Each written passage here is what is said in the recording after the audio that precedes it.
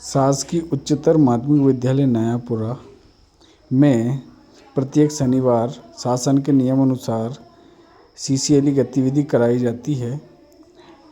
जुलाई माह के द्वितीय शनिवार की गतिविधि है आशु भाषण, जो कि इस प्रकार है।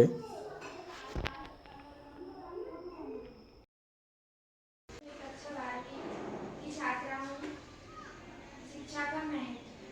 माननीय अध्यापकगण, अभिभावकगण, मेरे प्रिय साथियों, आज मैं शिक्षा के महत्व पर अपने विचार व्यक्त करना चाहती हूँ। शिक्षा हमारे जीवन का आधार है। यह न केवल हमारे ज्ञान और कौशल को बढ़ाती है, बल्कि हमारे व्यक्तित्व का भी निर्माण करती है। भारत में शिक्षा का विशेष महत्व है, क्योंकि यह हमारे देश के विकास की कुंजी है। शिक्षित व्यक्ति अपने अधिकारों और कर्तव्यों को समझता है और समाज में बदलाव लाने की क्षमता रखता है। हमारे देश की तरक्की के लिए सभी को शिक्षित करना आवश्यक है। आज भी ग्रामीण इलाकों में शिक्षा का अभाव है।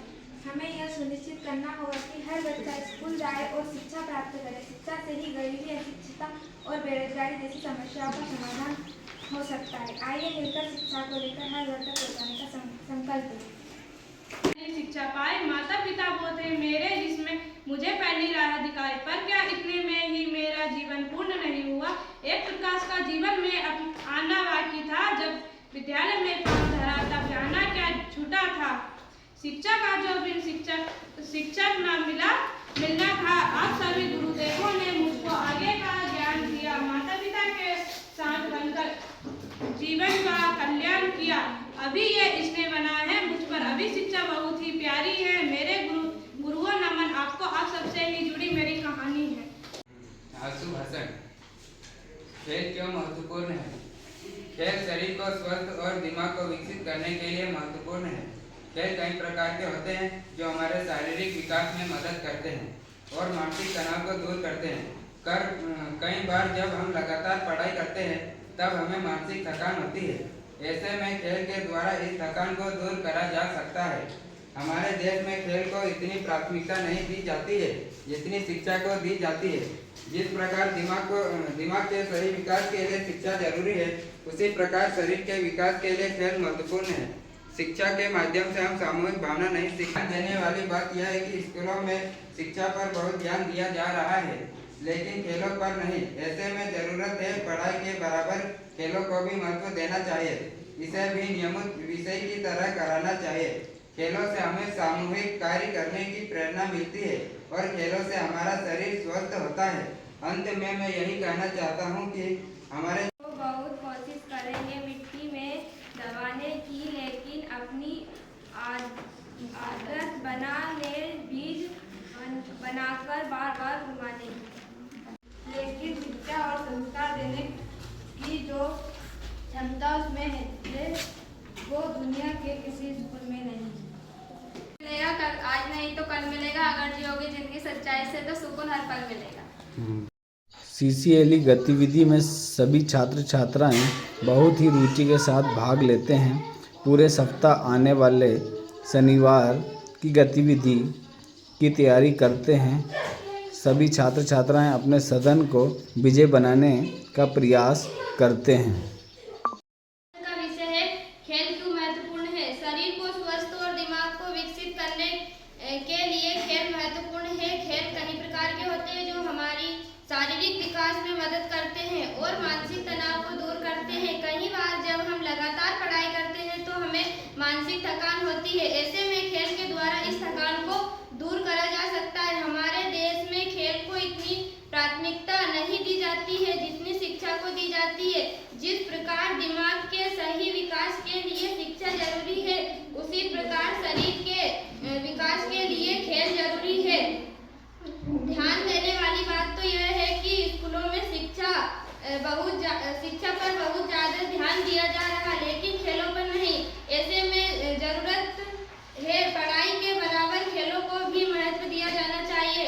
इसे भी नियमित विषयों की तैयारी करना चाहिए। खेलों से हमें सामूहिक कार्य करने की प्रेरणा मिलती है। खेलों से हमारा शरीर स्वस्थ होता है। विद्यार्थी के जीवन में अनुशासन का महत्व है कि सड़क पर चल रही विद्यार्थी सफलता रूपी मंजिल में विद्यार्थी के जीवन में अनुशासन का होना बहुत आवश्यक है।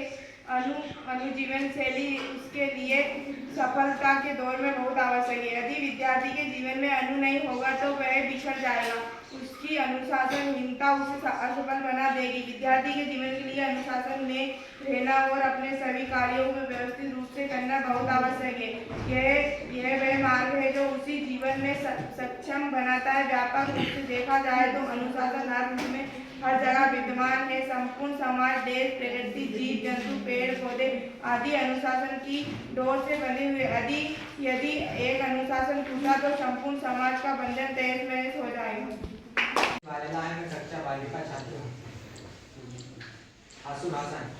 टेक्नोलॉजी एक वरदान या अभिशाप। आज मैं आप सभी के समक्ष टेक्नोलॉजी यानी प्रौद्योगिकी पर अपने विचार प्रस्तुत करने जा रहा हूँ। टेक्नोलॉजी का अर्थ है ऐसे वैज्ञानिक उपकरण, तकनीक और संसाधन जो मानव जीवन को सरल, तेज और अधिक सुविधाजनक बनाते हैं।